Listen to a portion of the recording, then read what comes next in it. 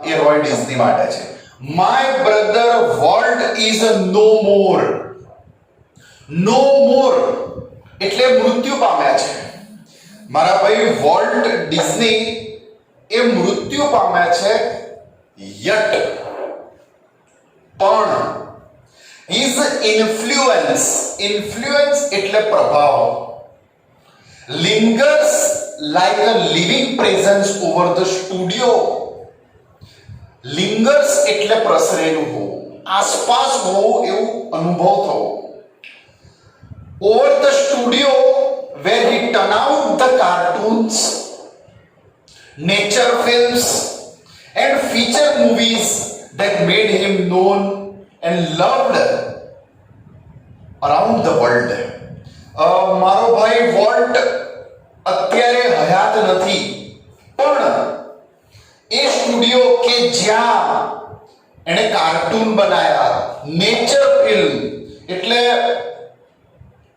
કુદરત આધારિત જીવ વસ્તુઓ ઉપર જે પિક્ચર બનાવે, એ ફીચર મૂવીઝ, એ સ્ટુડિયો કે જ્યાં એણે કાર્ટૂન બનાયા, નેચર ફિલ્મ્સ બનાવી, ફીચર મૂવીઝ બનાવી, જ્યાંથી દુનિયામાં, જેના કારણે દુનિયામાં એને લોકો ઓળખતા થયા અને એને ખૂબ પ્રેમ મળ્યો. એ સ્ટુડિયોમાં આજે પણ જાણે કે એમની હાજરીને અમે મહેસૂસ કરીએ છીએ.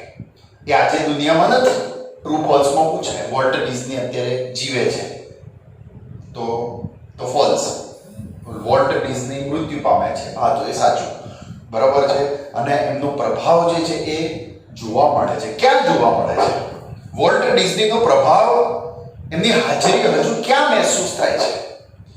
તો એ સ્ટુડિયોમાં મહેસૂસ થાય છે કે જ્યાં એમણે બહુ બધા કાર્ટૂન બનાવ્યા, બહુ બધા પિક્ચર્સ, ફીચર ફિલ્મ્સ ને નેચર મૂવીઝ બનાવી, ત્યાં એ જગ્યાએ હજી જાણે વોલ્ટ ડિઝની છે એવું મહેસૂસ થાય છે. એમને ઘણા બધા પિક્ચર્સ અને કાર્ટૂન્સ બનાવ્યા હતા, જેનું લિસ્ટ મેં અહીંયા એક લખેલું છે. એમાં એમને ઘણા ફીચર ફિલ્મ હતા, Alice in Cartoonland, Oswald the rabbit, Pinocchio, Mickey Mouse, જેના કારણે એમનું જે લક કહીએ આખું ચેન્જ થઈ ગયું. પછી ડિઝનીલેન્ડ આપણે જાણીએ છીએ, સિટી ઓફ ટુમોરો જે ફ્લોરિડામાં છે. આ બધા પ્રોજેક્ટના કારણે એ દુનિયામાં જાણીતા બની ગયા. યસ, આગળ. Even now, આજે પણ, as I walk around the studio crew, I half expect to encounter એટલે અચાનક મળી જવું, અચાનક બનવું. That tall, અહીંયા વોલ્ટ ડિઝનીનું વર્ણન આપ્યું છે. કેવા દેખાતા હતા? તો that he tall એટલે એ ઊંચા હતા. કન્ટ્રી બોય ફિગર એટલે ગામડિયો છોકરો. હેડ બોર્ડ ઇન થોટ, હેડ એટલે માથું, બોય એટલે નીચું વાતો કરીને, ઇન થોટ સતત વિચારોમાં હોય, અબાઉટ સમ ન્યૂ પ્રોજેક્ટ. હું આજે પણ, વોલ્ટ ડિઝની તો મૃત્યુ પામ્યા છે, પણ આજે પણ હું જ્યારે એ સ્ટુડિયોને ચક્કર મારવા જ્યારે નીકળું ને, ત્યારે મનમાં મને એવું લાગ્યા રાખે કે ક્યાંક એ ઊંચો, એ ગામડિયો, એ છોકરો નીચું માથું કરીને કોઈ ઊંડા વિચારોમાં, કોઈ નવા પ્રોજેક્ટના ઊંડા વિચારોમાં એ ખોવાયેલો હશે અને મને અચાનક એ ક્યાંક ઉભેલો મળી જશે, એવું મને હંમેશા લાગ્યા કરે છે. Volt was so much the driving force એટલે ચાલક બળ, મુખ્ય વ્યક્તિ behind all we did, from making movies to building Disneyland, that people constantly mention his name as if he were still alive. અમે જે કંઈ પણ પ્રોજેક્ટ કરીએ, પિક્ચર બનાવીએ કે ડિઝનીલેન્ડની વાત કરો, આજે પણ લોકો એમના નામનો ઉલ્લેખ એવી રીતે કરે છે જાણે કે એ જીવતા ના હોય. હવે વોલ્ટ ડિઝની નામ એવી રીતે બોલે છે જાણે કે એ એ હજી પણ આજે પણ એ હયાત હોય. એઝ ઇફ એટલે જાણે કે. હી જોડે અહીંયા વેર છે, એ ગ્રામરનો નિયમ છે કે એઝ ઇફ હોય તો કર્તાની પાછળ WERE વેર આવે. બરોબર? એટલે આજે પણ કહે છે કે હું જ્યારે સ્ટુડિયોમાં આંટો મારવા નીકળું છું, ચક્કર મારવા નીકળું છું, ત્યારે કોણ મળી જશે રસ્તામાં? તો કે છે વોલ્ટ ડિઝની મળી જશે. એ શું કરતો હશે?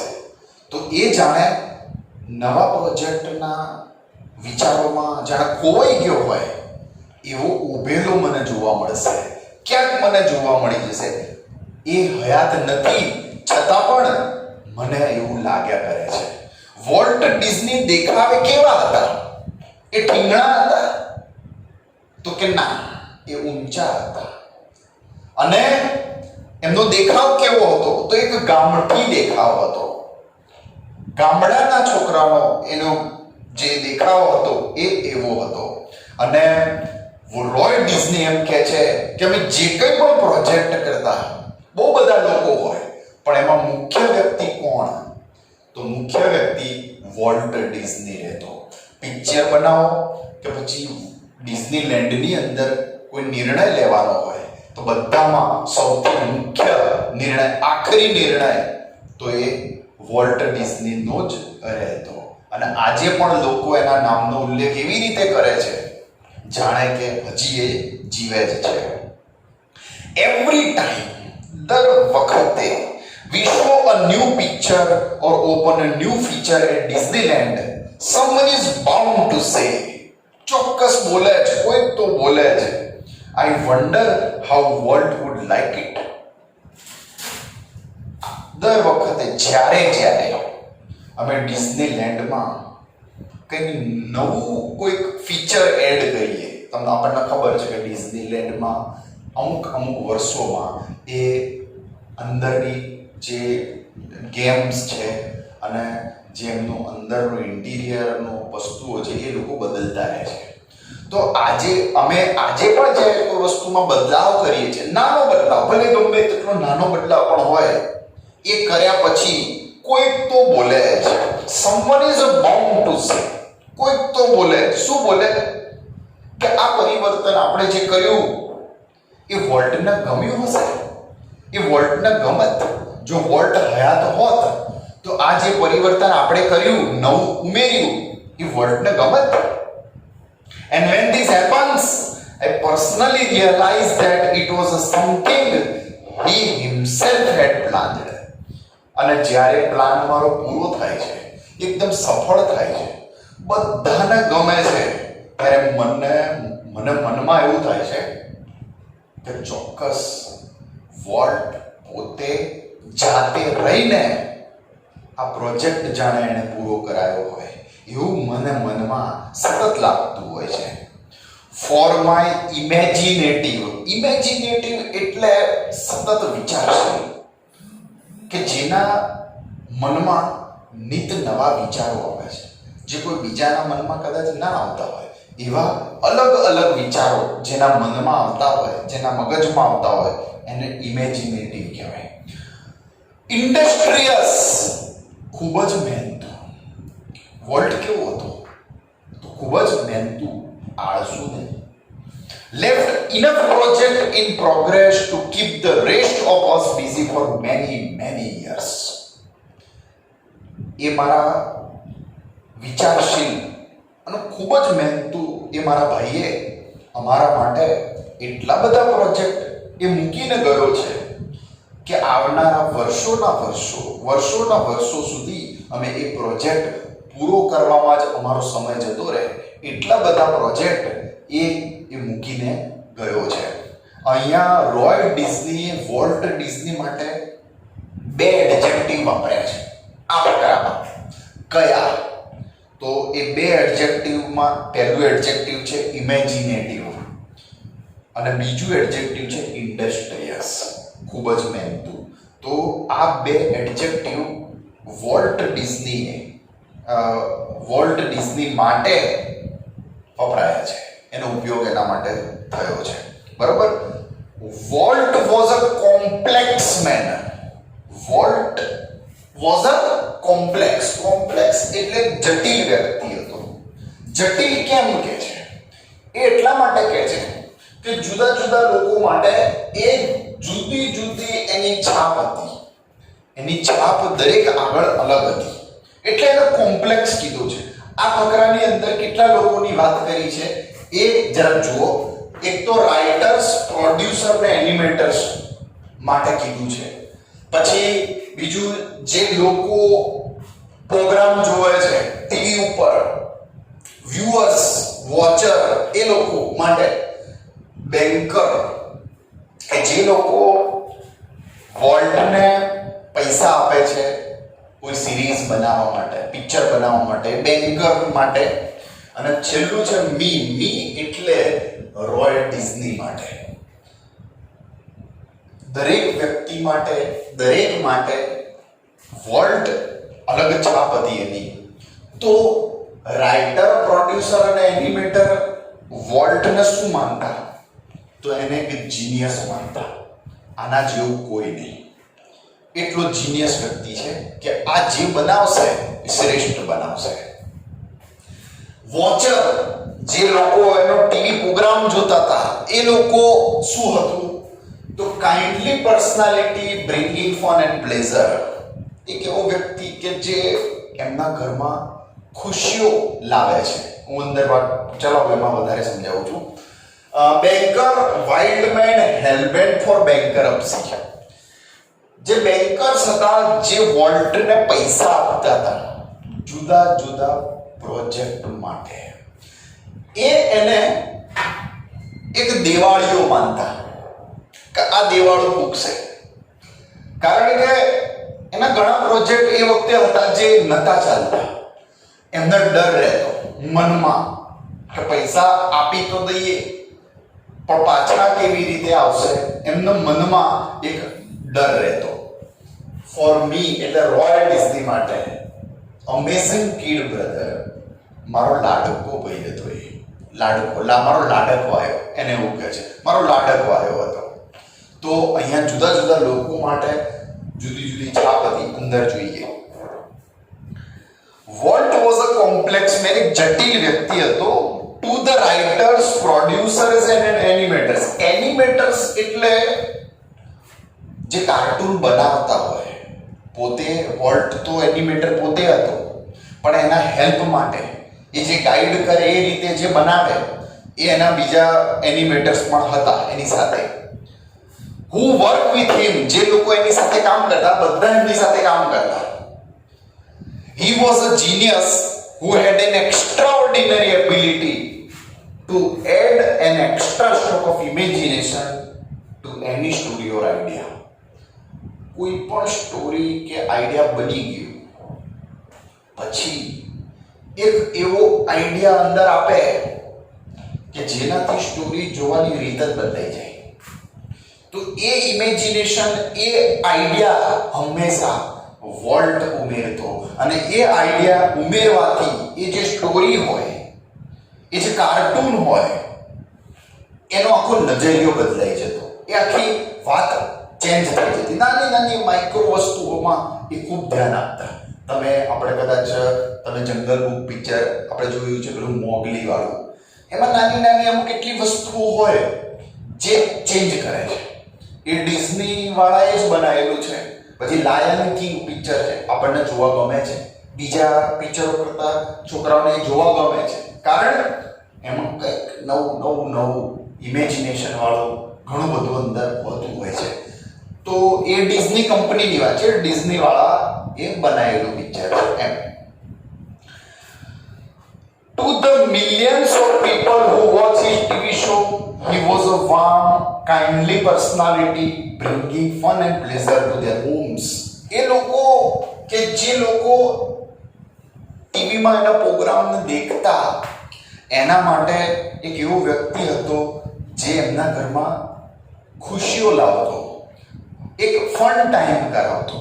સાંજે પહેલાના સમયમાં એટલા બધા, અત્યારે જે 24 કલાક ટીવી આવે છે એવું નહોતું આવતું. પ્રોગ્રામ એક ચોક્કસ સમયે આવતા. તો વર્લ્ડનો પ્રોગ્રામ જે દિવસે આવવાનો હોય, જે ટાઈમે, એની લોકો આતુરતાથી રાહ જોતા. આતુરતાપૂર્વક રાહ જોતા એમ. અને એમને એ સમય જ્યારે શરૂ થાય ત્યારે એમને ખૂબ મજા આવતી.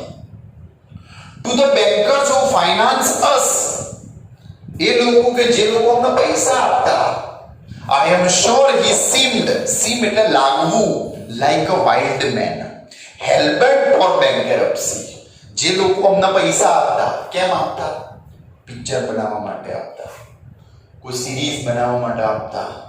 તો એમને તો જાણે અમે લોકો એક એવા વ્યક્તિ લાગતા કે જેમાં એમને રિસ્ક લાગતો કે પૈસા તો આપીશું, પાછા આવશે કે નહીં, દિવાળો મૂકી દેશે તો એને બેન્કરપ્સી કહેવાય. બરોબર છે? એને બેન્કર, અને નાદાર, એને ગુજરાતીમાં કહીએ તો નાદાર, આ કંઈક નાદાર થઈ જશે તો, ઉઠી જશે તો એવો ભય, એમને ડર એમના મનમાં રહેતો.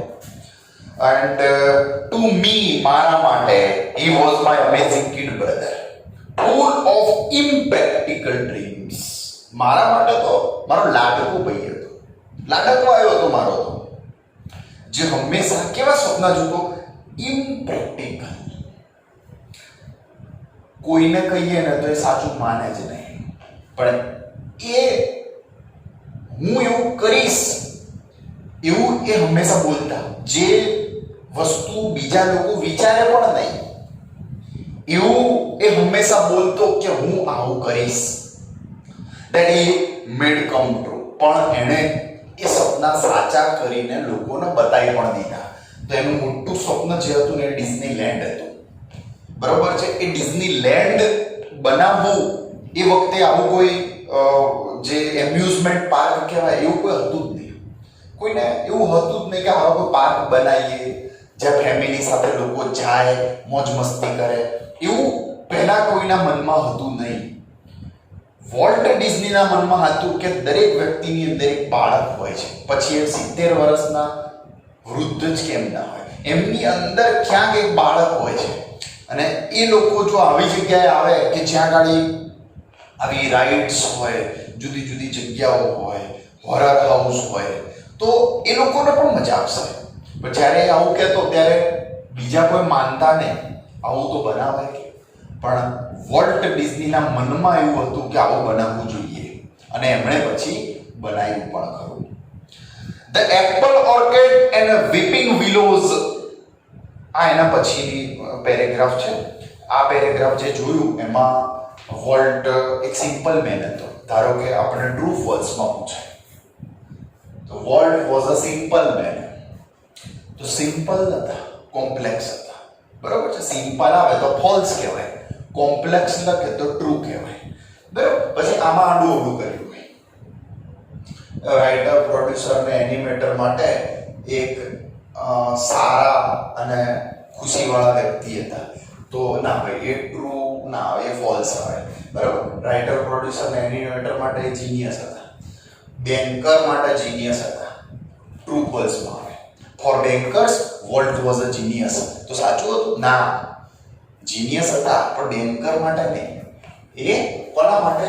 તો જીનિયસ રાઇટર, પ્રોડ્યુસર, એનિમેટર માટે. એટલે આ વસ્તુમાં ટ્રુ ફોલ્સની શક્યતા બહુ બધી છે. તમે ખાસ આને ધ્યાનથી જોજો. બરોબર છે? કે બેન્કર માટે આવું હતું તો રોંગ આવે. ટૂંકમાં આ યાદ રાખજો તમે લોકો. બીજું યાદ રાખવા જેવું મેં અહીંયા લખેલું છે. બરાબર? કે કાર્ટૂનિંગ ક્યાંથી કર્યું તે હજી આગળના પેરેગ્રાફમાં આવશે, એ વખતે હું આ તમને બતાવીશ. આગળ જુઓ આપણે. ધ એપલ ઓર્કિડ એટલે સફરજન ફળોની વાડી. હવે સફરજનની વાડી હોય તો ઝાડ બી કોના હોય? સફરજનના જ હોય. તો સફરજનના ઝાડ એન્ડ વીપિંગ વિલોઝ. વીપિંગ વિલોઝ એ ઝાડનું નામ છે. જેમ આપણે લીમડો, આંબો કહીએ એમ વીપિંગ વિલોઝ. વીપિંગ વિલોઝ તમે ઇન્ટરનેટ ઉપર સર્ચ મારજો, વીપિંગ વિલોઝ. વોટ્સઅપમાંથી આપણને જો તમને ફુરસત મળે તો ગૂગલ ઉપર આ વીપિંગ વિલોઝ સર્ચ કરજો તો તમને એ ઝાડ દેખાશે કે જેમાં એક આમ આખી આમ એક વેલ જેવું હોય, અને વેલ ઉપર પાંદડા પાંદડા હોય. બીજી વેલ હોય આખી આમ નીકળેલી હોય, એના ઉપર પાંદડા પાંદડા હોય. એવું અહીંયા 28ના ગાર્ડનમાં તો હતું, પણ તમે ગૂગલ પર જ તમે લોકો તો ત્યાં જોજો. બરાબર? આપણે ગાર્ડનમાં જવાની જરૂર નથી અત્યારે. Okay, stand green and beautiful at our old farm.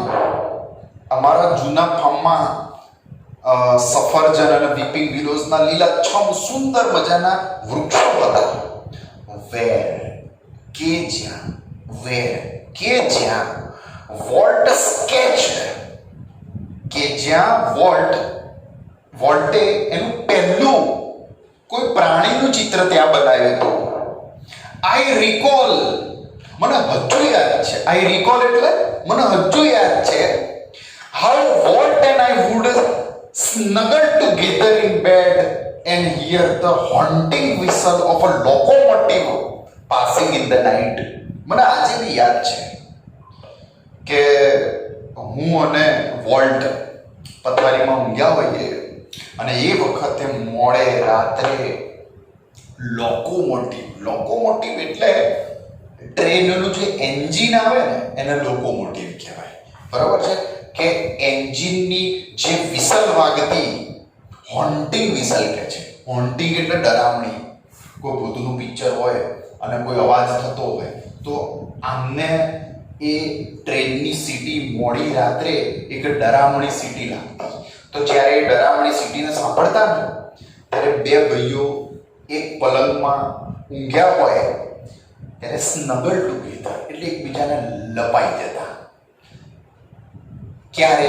જ્યારે ટ્રેનના એન્જિનની પેલી હોન્ટિંગ વિસલ કહે છે, ડરામણી વિસલ. ક્યારે? તો કે રાત્રે વાગતી ત્યારે એકબીજાને લપાઈ જતા. Our uncle Mike was an engineer and he would blow his whistle. અને મારા કાકા માઇક એ એન્જિનના ડ્રાઈવર હતા અને એ અમારા માટે જ આ વિસલને વગાડતા. વન લોંગ, એક લાંબી સીટી, મોટી, આમ વગાડે મોટી સીટી વાગે. એન્ડ ટુ શોર્ટ, અને બે નાની. જસ્ટ ફોર અસ, ફક્ત અમારા માટે. વોલ્ટ નેવર લોસ્ટ હિઝ લવ ફોર ટ્રેન્સ. નાનપણથી, અમને બંને નાનપણથી, એમાં વોલ્ટને વધારે ટ્રેન પ્રત્યે એક ખાસ લગાવ હતો, ખાસ પ્રેમ હતો. તમે જોજો વોલ્ટના ડિઝનીના પહેલાના જે કાર્ટૂન હતા મિકી માઉસ વાળા, એમાં ટ્રેનનો ઉપયોગ એ બહુ કરતા. તો આ તો યાદ હોય તો. યર્સ લેટર, વર્ષો પછી, an old fashioned train was one of the first attractions at Disneyland. વર્ષો પછી એક જૂની ટ્રેન એ ડિઝનીલેન્ડ ના આકર્ષણનું મુખ્ય કેન્દ્ર હતું. વોલ્ટ ડિઝની જ્યારે ખૂબ પૈસાદાર બન્યા ને, ખૂબ એટલે ઢગલો પૈસા આવ્યા ને એમને જ્યારે ઘર બનાવ્યું ને ત્યારે એમણે ઘરમાં એક ટ્રેનનું એન્જિન રાખ્યું હતું. એ કયું એન્જિન? તો એના કાકા જે માઇક જે એન્જિન ચલાવતા અને સીટી મારતા ને એ જ એન્જિન જ્યારે જૂનું થઈને નકામું થઈ ગયું હતું ત્યારે વોલ્ટ ડિઝનીએ એન્જિનને ખરીદ્યું અને પોતાના ઘર આંગણે એણે મૂકેલું હતું. આ મેં ગૂગલ પરથી વાંચ્યું હતું, તમને મેં કહ્યું. હવે આગળ તો આ ફકરામાં આપણે શું જોયું? તો આ ફકરામાં આપણે જોયું કે વોલ્ટે એનું પહેલું પ્રાણીનું ચિત્ર ક્યાં બનાવ્યું હતું? તો એમનું જે સફરજનની એમની જે વાડી હતી ને ત્યાં બેસી અને એમણે એ ચિત્ર બનાવ્યું હતું. બરોબર છે? અને આજે પણ રોય ડિઝનીને શું યાદ હતું? તો આજે પણ રોય ડિઝનીને યાદ હતું કે બે ભાઈઓ કેવી રીતે રાત્રે એના કાકા પેલી સીટી વગાડતા અને એન્જિનની સીટી વગાડતા, એન્જિનની જે વિસલ વગાડતા અને એમાં બે ભાઈઓ ડરી જતા અને એકબીજાને લપાઈ જતા. અને એ વિસલ જે છે એ માઇક એના અંકલ જે એન્જિન ચલાવતા એ જ એમના માટે જ મારતા. કેવી? તો એક લાંબી બે ટૂંકી. ટ્રુ ફોલ્સમાં ઊંધું પૂછાય. કેવું ઊંધું? એક ટૂંકી બે લાંબી તો ખોટું કહેવાય. સમજ્યા? ટ્રુ ફોલ્સ તો ગમે તે આવે, કઈ પણ પૂછાય તો ધ્યાન રાખવાનું. બરાબર છે? અને વોલ્ટને ટ્રેન પ્રત્યે ખૂબ લગાવ હતો અને એટલો બધો લગાવ હતો કે ડિઝનીલેન્ડમાં પણ એને ટ્રેન મૂકેલી હતી. અને મેં જે તમને પેલું માહિતી આપી ગૂગલ વાળી કે ભાઈ એમને એ જ એન્જિનને ખરીદી પોતાના ઘરની બહાર એણે મૂક્યું હતું. એઝ ફાર બેક, જો હું હજી યાદ કરું ને એના આગળનો ફકરો છે, એઝ અ ફાર બેક, હું હજી યાદ કરીને જો તમને કહું ને તો મને યાદ છે volt was a drawing, volt ચિત્રો બહુ દોરતો. The first money he ever made was a nickel for a sketch of neighbor's horse. આ વસ્તુને યાદ રાખો. પહેલું ચિત્ર જે દોર્યું હતું એ એમનેમ દોર્યું હતું, ખાલી દોર્યું હતું. પહેલું ચિત્ર પ્રાણીનું જે સફરજનની વાડીમાં દોર્યું હતું. આ જે ચિત્ર પહેલું છે એ કયું? તો એવું પહેલું ચિત્ર કે જેઓને વેચીને એ પૈસા કમાયા હતા એની વાત છે. કે પહેલું ચિત્ર કે જેને વેચીને પૈસા કમાયા હતા એ હતું એમના પાડોશીના ઘોડાનું એક ચિત્ર દોર્યું હતું અને એમાં એમને કેટલા રૂપિયા મળ્યા હતા? તો વોઝ અ નિકલ. નિકલ જેમ આપણે રૂપિયો કહીએ, પૈસા, રૂપિયો, એવી રીતે આ ડોલરનું છે, ડોલર, સેન્ટ અને પછી આ નિકલ. તો એ નિકલ એટલે પૈસા, નાણું છે, એ મળ્યા હતા. He studied cartooning in Chicago. શિકાગોમાં કાર્ટૂનિંગ ભણ્યા.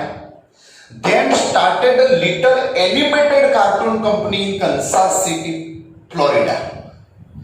That flopped. Okay, sorry. પછી આપણે એનિમેટેડ કાર્ટૂન કંપની શરૂ કરી કન્સાસ સિટીમાં, જે ફ્લોપ ગઈ. I was in Los Angeles when Walt, just 21, decided to try his luck in Hollywood. 21 વર્ષની ઉંમરમાં એમણે પોતાનું હોલિવૂડમાં લક અજમાવવાનું નક્કી કર્યું. હું એ વખતે લોસ એન્જલસમાં હતો. I met him at the station. He was carrying a cheap suitcase. સાદી suitcase. હું મારા ભાઈને સ્ટેશને લેવા ગયો તો મેં શું એને સ્ટેશને મળ્યો. એ વખતે એની જોડે એક સાદી suitcase હતી. That contain all of his belongings. જેમાં જીવન જરૂરિયાતની જે જરૂરિયાતની જે વસ્તુઓ હતી એ એમાં હતી. We borrowed એટલે ઉછીનું લેવું, પછી આપી દઈશું પાછળ, એને borrowed કહેવાય. $500 from an uncle. એક અંકલ પાસેથી અમે, એક અંકલ લખ્યું છે, મારા અંકલ નથી લખ્યું, એક અંકલ પાસેથી અમે $500 ઉધાર લીધા હતા. And Walt started a cartoon series called Alice in Cartoonland. અને વોલ્ટે કાર્ટૂન સિરીઝ શરૂ કરી જેનું નામ હતું એલિસ ઇન કાર્ટૂનલેન્ડ. બરાબર? It was a tough going. બહુ કપરો સમય હતો, સારો સમય નહોતો અમારો. Walt did all the animation and I cranked the old fashioned camera. બધું એનિમેશનનું કામ વોલ્ટે કર્યું હતું અને હું ફોટા પાડતો હતો. The Alice cartoon didn't make much of splash. So Walt started a new series called Oswald the Rabbit. Alice Cartoonland બહુ ના ચાલ્યો એટલે વોલ્ટે નવી સિરીઝ શરૂ કરી જેનું નામ હતું Oswald the Rabbit. Oswald did better, but when Walt went to our New York distributor for more money, he was into trouble. Oswald Rabbit બહુ સારું ચાલ્યું, બહુ પૈસા બી કમાયા, પણ વોલ્ટ ના કમાયો, ડિસ્ટ્રીબ્યુટર કમાયા. આમાં કેવું હોય, વોલ્ટે એક સિરીઝ બનાવીને ડિસ્ટ્રીબ્યુટરને બતાવી હોય. ડિસ્ટ્રીબ્યુટર કે ઓકે મેં લીધી. હવે માની લો વોલ્ટે એ સિરીઝ, એક એક્ઝામ્પલ છે, 100 રૂપિયામાં વેચી દીધી, 100 રૂપિયાના મળ્યા. હવે એ સિરીઝ એટલી બધી ચાલી કે પેલા લોકો હજારો કમાયા. એટલે વોલ્ટને થયું કે લાવો જઈએ તો ખરા ફરીથી કે કંઈક આપશે વધારે મને, ખુશ થઈને. પણ ડિસ્ટ્રીબ્યુટરોએ એને આપવાની ના પાડી કે તને તારા પૈસા મળી ગયા છે, આ જે કમાયા એ અમે કમાયા, એટલે તને આમાંથી કંઈ મળશે નહીં. બરાબર છે? એવું ડિસ્ટ્રીબ્યુટરે એમને કીધું. જુઓ આ ફકરામાં શું જોયું, તો આ ફકરામાં આપણે જોયું કે વોલ્ટે પહેલું ચિત્ર કોનું દોર્યું હતું જેમાં એ પૈસા કમાયો હતો. તો વોલ્ટે પહેલું ચિત્ર એ દોર્યું, પાડોશીના ઘોડાનું દોર્યું. એમાં એ કેટલા પૈસા કમાયો? તો નિકલ, એક નિકલ જેટલા એ પૈસા એને એમાંથી મળ્યા હતા. બરોબર છે? બીજું જુઓ અહીંયા કાર્ટૂનિંગ ક્યાંથી કર્યું? તો કે શિકાગોમાંથી. એનિમેટેડ કંપની ક્યાં કરી? તો કન્સાસમાં કરી. અને 21 વર્ષની ઉંમરમાં જ્યારે રોય ડિઝની લોસ એન્જલસમાં હતા ત્યારે એમણે હોલિવૂડમાં લક અજમાવવાનું નક્કી કર્યું. બરોબર છે. હવે આમાં કઈ આડું અવળું ના થાય ટ્રુ ફોલ્સમાં, એ ધ્યાન રાખવાનું. કાર્ટૂનિંગ એમને કન્સાસમાં કર્યું હતું વોલ્ટે, તો સાચું ખોટું? તો ખોટું. કન્સાસમાં તો એનિમેટેડ કંપની કરી હતી. એનિમેટેડ કંપની શિકાગોમાં ચાલુ કરી હતી અને જોરદાર ચાલી હતી, તો કે ના ખોટું. એનિમેટેડ કંપની કન્સાસમાં કરી હતી ને એ નથી ચાલી. ટ્રુ ફોલ્સ માં આવડું કરી શકે. બરોબર, એ ધ્યાન આપણે રાખવાનું છે. યસ. હવે okay, yes, Alice cartoon series જે હતી ને એ જોરદાર ચાલી હતી. સાચું ખોટું?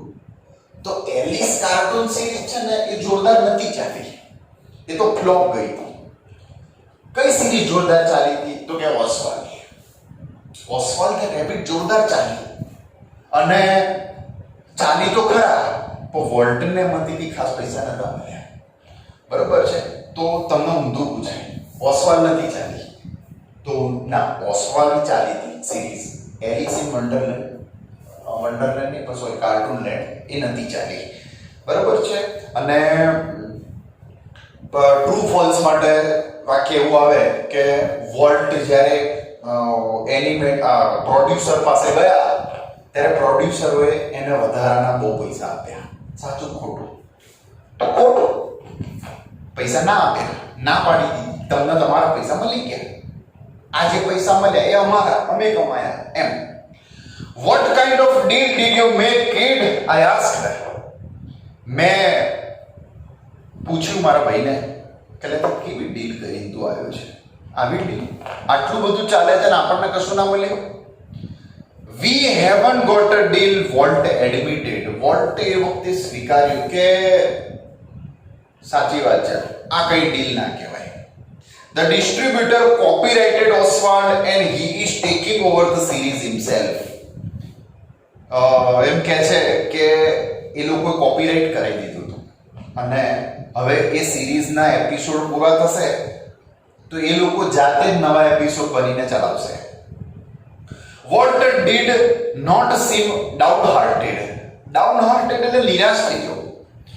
આનાથી વોલ્ટ નિરાશ નતા થયા, જરાય નિરાશ ના થયા. We are going to start a new series. He enthused. ઉત્સાહિત થઈ અને એ બોલ્યા કોઈ ચિંતા નહીં, આપણે નવી સિરીઝ ચાલુ કરીશું. ઇટ્સ અબાઉટ અ માઉસ, અને આ હશે એક માઉસ ની story. And this time V share on the mouse, અને આ વખતે આપણે જ પોતે જ આ સિરીઝ ચલાવીશું. આપણે હવે કોઈ ડિસ્ટ્રીબ્યુટરને હવે આ વેચીશું નહીં, પોતે જ ચલાવીશું. એની અંદર શું કહે છે છેલ્લા ફકરામાં વોલ્ટ એડમિટ કરે છે સાચી વાત છે કે આપણે કોઈ ડીલ ના કરી પેલામાં ઓસ્વાલ્ડમાં, એમાં આપણે કંઈ કમાયા નહીં. પણ એ નિરાશ ના થયા. એ એમ કહે છે કે હું બીજી બનાવીશ, હું બીજી સિરીઝ બનાવીશ, અને આ સિરીઝ આપણે કોઈને નહીં વેચીએ, આપણે જાતે જ બનાવીશું. બરોબર છે. તો આને પોઝ કરો.